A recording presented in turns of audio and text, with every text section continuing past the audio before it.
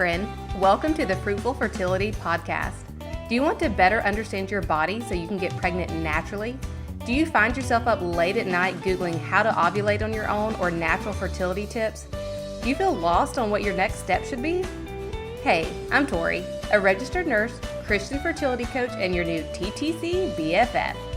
When I started my fertility practice, I realized how much the modern medical system was missing when it came to supporting women trying to get pregnant. I knew God had called me to this space to bridge that gap and provide more natural fertility support and education. With time and a little trial and error, I found a foundational way to assess infertility cases and get better results. In this podcast, you will finally understand how your body and fertility work, support to stay off that emotional roller coaster, and a proven strategy to improve ovulation and increase your fertility naturally. If you're ready to get started, drop those ovulation sticks and grab a pen because, girl, you look fertile to me. Okay, guys, it's the week of New Year's. Last week we talked about resting, reflecting, loving ourselves, canceling out fear and doubt. So if you haven't listened to that episode, please go back and listen to that. Highly, highly recommend, because we are talking about the new year and changing the way that we're approaching our fertility for 2025. Because just like the definition of insanity, if we keep trying the same thing over and over again and expecting different results, we're just going to go crazy. So first and foremost, we have to kill the fear and doubt. We have to believe that we were called to be mothers and that we will get pregnant. We have to believe that in our heart of hearts, in our soul, in our mind, in our spirit, believe that God is going to lead us there, that we're going to listen to His direction and where He is guiding us.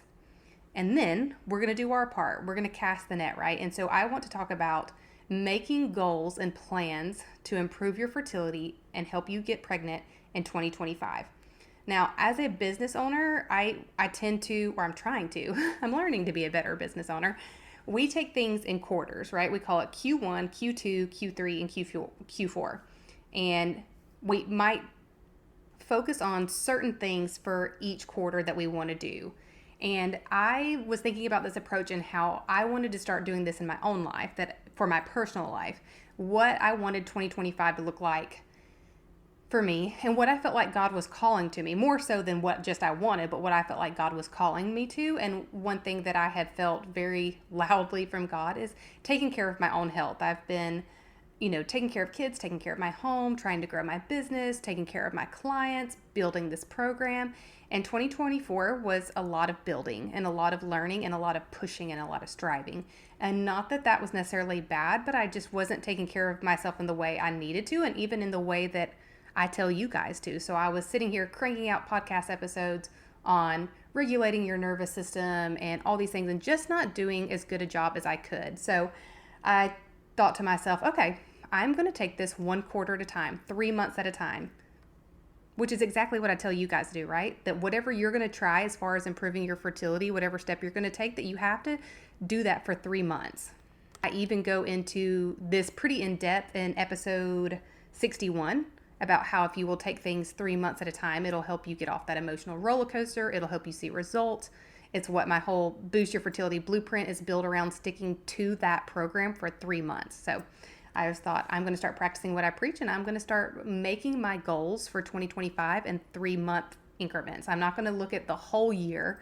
I'm going to look at January, February, and March and what I can do. And I thought, this is exactly what I want you to do. I want you to make a plan. So as we're sitting here listening, and if you're like, I don't really want to do any of that, I want you to just tell me what to do. That is exactly what Boost Your Fertility Blueprint is. I have given you step-by-step instructions, including a daily checklist of what to do exactly for the next 3 months to improve your fertility and get pregnant sooner. So you can scratch this whole activity and just dive right into Boost Your Fertility Blueprint. Treat yourself to a plan that's already written for you. But this episode will be very helpful to help you actually make your plan right here, right now. Okay? I wanted to give you something very, very tangible to start the year off with. So here's what I want you to do. I want you to think about your foundations. On this podcast, we talk about how our fertility is built on our foundational health. So it is built on how well we sleep, how well we manage stress, how well we digest our food, how well we nourish our bodies, all the things that just seem really like basic health stuff, kind of boring almost, you could even call it. But that is what you need to focus on if you want to focus on improving your fertility. So what I want you to do is I want you to pick the top 3 things that you are not good at when it comes to foundational health. Maybe you don't get enough protein in. Maybe you don't drink near enough water. Maybe you drink way too much coffee. I'm not going to take your coffee away from you. Don't worry. You can still have coffee. But what is it that you're struggling with? And I want you to find the top 3 things. And to even help you kind of put this on paper, if you're like, oh gosh, I don't know. I want you to pick something emotional, and I want you to pick 2 that are physical. So emotional being like, how's your relationship with your spouse? How's your relationship with your mom? How's your relationship with your coworkers? What's your work life like? What stresses you out emotionally? What makes you anxious? What makes you want to punch a wall? What is it? What is it? Is it charting? Is it cycle charting? Is it using those LH strips? What is it? Because we gotta pick something, and then I want you to pick 1 to 2 steps that you're going to take to hit that goal. So let's say that you're thinking about the emotional one and you're like, okay, I feel disconnected from my husband in this season of fertility struggles. Okay, so that's your biggest emotional stressor. So what are 2 things that would help you reconnect to him? Could it be a weekly meeting? This is one thing that I've done with my husband recently that has helped with communication. It has helped with responsibilities. It's helped with budgets. It's helped with everything. I love it. But we call it the weekly meeting. We have it on Sunday. I go over our schedule because that's primarily what I do. Like, hey, here's where we got to be. Here's what's going on. Here's what's expected of you. And he kind of brings budget. Like, okay, here's where we are in our budget. Here's the bills that are coming out. Here's the expenses that we have coming up this week. And just in general, a time for us to sit down, no phones, no distractions, and talk about kind of what we need from each other that week, what's going on. But it's a really great way for me to ask for help without actually asking for help. So if you're one of those people like me, we need some work. We got to learn to ask for help. But it's a great way to ask for help without asking for help. But that's a great communication tool for me and my husband. So let's say that that's your example. Your example is, I feel disconnected from my husband during the season. Maybe part of that is communication. Let's pick something. Okay, we're going to have weekly meetings on Sunday. Maybe it's, intimacy, because now intimacy is not fun because it's always scheduled and you need something to bring back the fun. So maybe that's something you do. So maybe on your list you put once a month you plan a special date night that has absolutely nothing to do with when you're ovulating. Maybe once a month you plan to do something that shows him that you love him. Like, what is his love language? Maybe you do something to speak to his love language that's kind of above the norm or what you would normally do.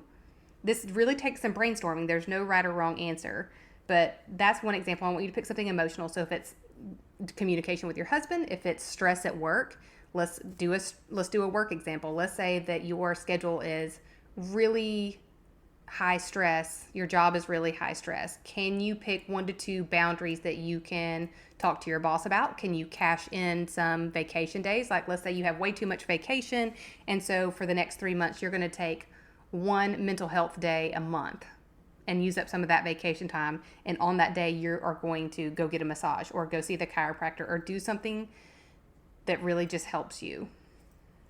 Okay, so that's emotional. That's number 1. You're going to pick 2 more that are physical. Like, do you move your body enough? If not, we're going to pick something exercise related. Do you get enough sleep? If not there, we're going to pick something to help you sleep better. So this may be no phone 1 hour before bed. Maybe you dim the lights, 2 hours before bedtime. Maybe you don't watch Netflix when you get to bed, but you read a book instead. I want you to be very specific, very tactical, very mindful. Well, no, what was that? Real? Very demure. No, but I want it to be specific. I don't want you to say, I'll go to bed earlier. Okay, what time are you going to bed? What time have you been going to bed? And how much are you bumping it up? And what distractions do you have at bedtime? So be very, very specific. So on a piece of paper, a little blank piece of paper, get you a pen. You're going to write 1, 2, 3, because you're going to pick 3 things. You're going to pick an emotional one. What is something you struggle with emotionally? You're going to give 2 tangible, specific, very specific things to overcome that, or just help you manage your stress. That could be a nervous system regulation exercise. So let's go back to the work example. Let's say work is stressful, hours are long, there's no promotions you can take, there's no breaks you can take, there's no vacation to cash in. So what you have to do for the time being is just to help your body adapt to the stress. So maybe you pick 2 nervous system regulation exercises to do. Write those down. I'm going to cold plunge once a week. See how that's very different from I'm going to do a nervous system regulation exercise that has, and then you're not describing what you're doing and you're not describing how often you're going to do it. So 3 things: 1 emotional, 2 physical, sleep, diet, supplements, something of that nature. Okay?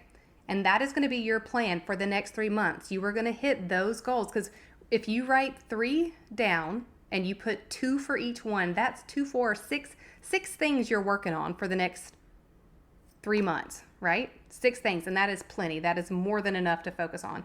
And some of it may just be not doing something. So you may add something to your plate, like, hey, I'm going to walk a mile every day. But it also may be taking things off your plate, like, okay, for the next 3 months, I'm not going to drink alcohol. I'm not going to have any drinks until after this 3 months. So you can also take things off your plate so that you're kind of mixing and matching what you're adding in and what you're taking off your plate. So it's not that you're all of a sudden trying to implement 6 new habits that take a lot of effort. Keep them minimal. It doesn't have to be anything crazy, but I want them to be tangible, specific, and I want them to be attainable. I don't want it to be something that you know you're not going to stick to. Like if you pick, I'm going to go to the gym every single day for an hour, that's probably not sustainable. So these are baby steps. These are small things that are going to make a big change. Now, when you come up with those, when you come up with your 3 things, with your 2 ideas per thing, you're going to make yourself a checklist. You can handwrite this, you can get a journal, you can get a planner, whatever you like. Make something on Canva or a Word document or something, but I want you to make yourself a checklist so that each week or each day you're checking these things off. Went to bed by 9, check. Had 100 grams of protein today, check. Drank 40 ounces of water, check. Didn't drink any alcohol, check. Whatever you listed, you're going to put into a checklist, and you're going to follow that checklist for the next 3 months. You're going to put your head down. You're not going to look at what anybody else is doing.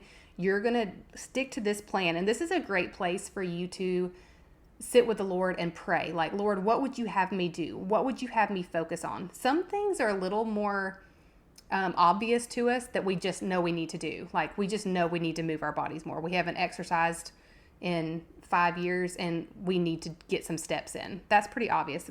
And then there's some that you may not exactly know, or you may not really want to face yet. Like if it is a communication issue with your spouse, you may be like, ugh, that feels kind of heavy. But having that weekly meeting on Sunday could be something really simple. Praying together before you go to bed could be something really simple that just helps you connect more. So I want you to pray. I want you to ask the Lord to reveal to you what you should focus on in 2025. And this is what you call your Q1 goals. This is what you are going to do for the next 3 months without fail. No excuses. None of this, well, it was raining, so I couldn't go for a walk. Okay, well, walk in your house. Go to the mall. Go walk with old ladies at the mall. Go, there's somewhere you can walk, but this is no excuses. No reason we can't do it because we have tangible. Like, I know I've got to walk. I've got to lift weights 3 days this week. So no excuses. It's on my list. I got to check it off my list. And that is how you are going to improve your fertility. That is how you're going to make changes that are going to get you pregnant. Consistency. We often think that getting pregnant is this magic pill, this miracle solution. We're going to find this unknown combination of things on the internet that we're deeply searching for that are going to make the difference. But the difference is you taking action and doing it consistently. And the action you take doesn't have to be groundbreaking. It doesn't have to be sexy. It doesn't have to be new. It doesn't have to be fun. And in a lot of times, it's very simple and very boring. Walking, drinking water, eating more protein, reading your Bible, those things. Not groundbreaking, but truly, truly effective. And so we have spent last week reflecting, casting out fear and doubt. This week we are writing down our actions. Now you don't have to take action on this week. You can start next Monday if you're a Monday starter. I am unfortunately one of those people. I love a Monday start. I love a new week, a new whatever, but I want you to sit down and make these goals for the next 3 months.